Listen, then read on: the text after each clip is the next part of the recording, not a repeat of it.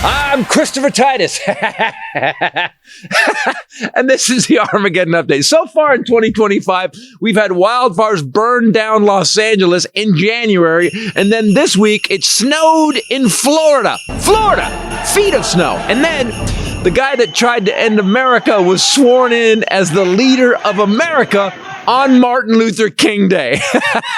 Everything is wrong, backwards, and doesn't work. I mean, for God's sakes, did the Matrix get sold to Bank of America? Thank you for calling Bank of America. Press 1 for the blue pill. Press 2 for the red pill. Our last day on Earth was Monday. The day after, we started down a road of stupidity, pettiness, and evil that we haven't seen since 8 years ago, when the same bloviating, bankrupt, lying rapist was sworn in as president.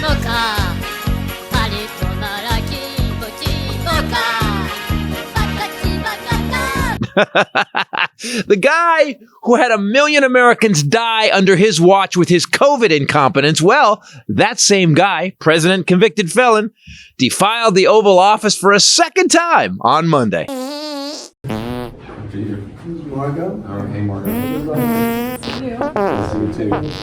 Wow. Then he signed a cadre of executive orders that, would make the Joker stop giggling.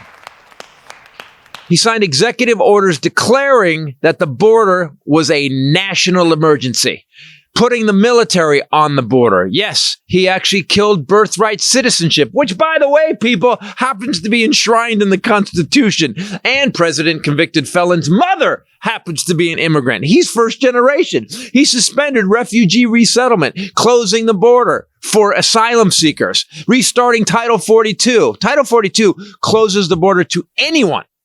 And he ended the catch and release policy for Mexico because he doesn't want con men, convicts, or rapists in our country. He also stopped all diversity and inclusion policies for the White House. So it actually is the White House now. Boy, I can't say I did not see that. Then he released 1,500 treasonous scumbags who tried to end the government on January 6, 2021. Yeah, you remember that day? Hang Mike Pence! Hang Mike Pence! Remember? We watched as thousands of Trump supporters beat on police with sticks, flags, bear spray, pepper spray, broke the windows of the Capitol, and then decided to wipe shit on the hollowed halls of our Capitol. You know, patriots! Enrique Tarrio, leader of the Proud Boys, and for God's sakes, they fucking are boys. Tarrio, a confused and self-hating Hispanic white supremacist. Is that even a real sentence? And obese Nazi Wilford Brimley and head of the violated My Oath Keepers, Stuart Rhodes, both committed treason and yesterday were pardoned by the guy who planned and set them to commit treason. To the Capitol! What world are we living in? These traitor douchebags had been sentenced to 18 and 22 years in prison and were convicted by a jury of seditious conspiracy. Seditious conspiracy is defined as people who conspire to overthrow, put down, or to destroy by force the government of the United States. Traitors! Treasonous scumbags! And President convicted felon just let him out of prison. 1,500 of them. So now, the group of people who sold out their country for a man who's lied about everything, they're free now. And President convicted felon now has his crew of criminals, his own personal Gestapo, his mercenaries. Proud Boys, stand back and stand by.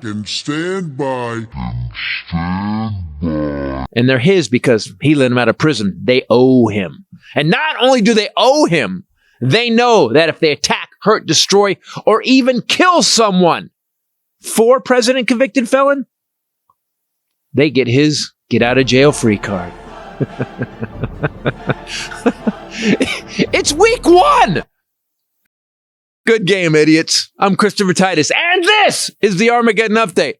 I don't even know why I'm laughing. I just heard myself sound insane.